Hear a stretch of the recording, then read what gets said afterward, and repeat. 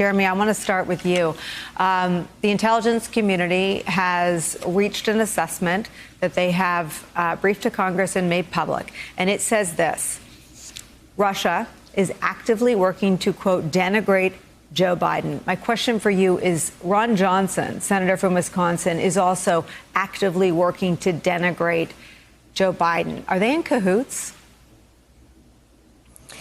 I don't know if they're in cahoots, but a senator, an American citizen, has the right to participate in the political process.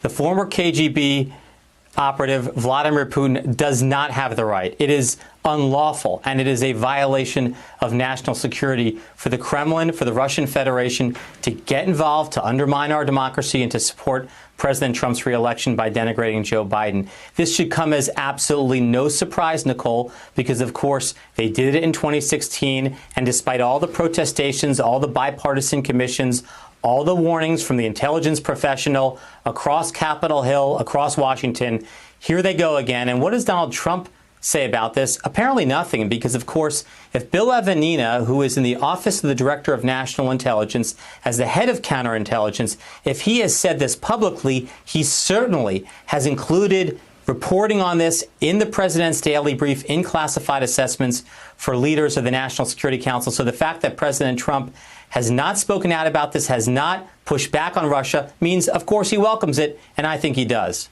Jeremy Bosch, let me stay with this, because I think it's worth hitting pause on just everything else.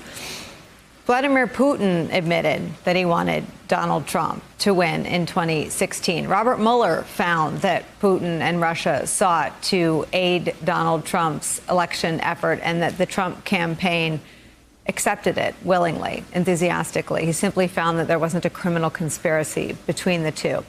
What is the capacity to protect the 2020 election absent a president that cares about those two facts? Oh, I think we're in for some very rough times, Nicole. I think the combination of foreign interference by Russia and others, combined with the fact that the president himself has said that because of COVID, or I guess I would say using COVID as an excuse, we may not be able to have a lawful process for voting by mail.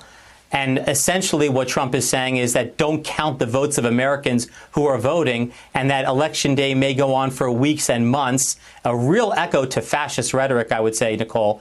Those two things, foreign interference and the president's desire to use COVID as an excuse to sow chaos in an election in which he is trailing badly in the polls, I think really should scare Americans.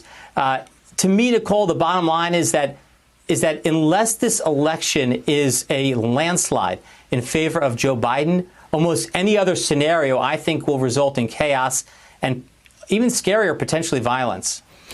We can't stop there, Jeremy. Tell me more about what the government, you worked at the highest levels of the Pentagon and the highest levels of the CIA.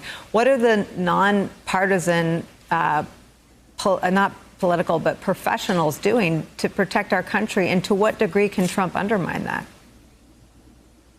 Well, I think there are a lot of professionals who are collecting intelligence, analyzing that intelligence, and warning policymakers about the danger posed by foreign counterintelligence threats like the Russian Federation in their effort to get Trump reelected. But look, at the end of the day, Nicole, I mean, honestly, policymakers, the president, members of his team, and members of Congress have to be the ones that fashion policies to protect our elections, to protect polling places, to protect the systems through cyber defenses, through ensuring that, for example, we don't postpone the election day, we don't discount mail-in ballots, all the things that Donald Trump has said he wants. I think it's incumbent upon every policymaker, Democrat, Republican, across the board, to ensure the integrity of our elections and to ensure that our constitutional process for electing a president remains absolutely sacrosanct. I don't want to leave any threads unsewn down, so let me follow up with you on my first question about Ron Johnson. While he has a right to participate in the democracy, does he have a right to use what Fiona Hill called a disinformation exercise against an American politician if it's coming straight from Kremlin-backed Ukrainians? Well, there's no doubt, Nicole, that when Americans and American media organizations and people who are aligned with President Trump amplify the voices of the Russian propaganda machine. They are, perhaps unwittingly or wittingly, if now the warnings are public, they are supporting a foreign counterintelligence threat to the country. So I think it's strong to say that they're in cahoots, but I think it's very dangerous for members of Congress, policymakers, and news organizations to, as I said, amplify the Kremlin-backed efforts to undermine our democracy.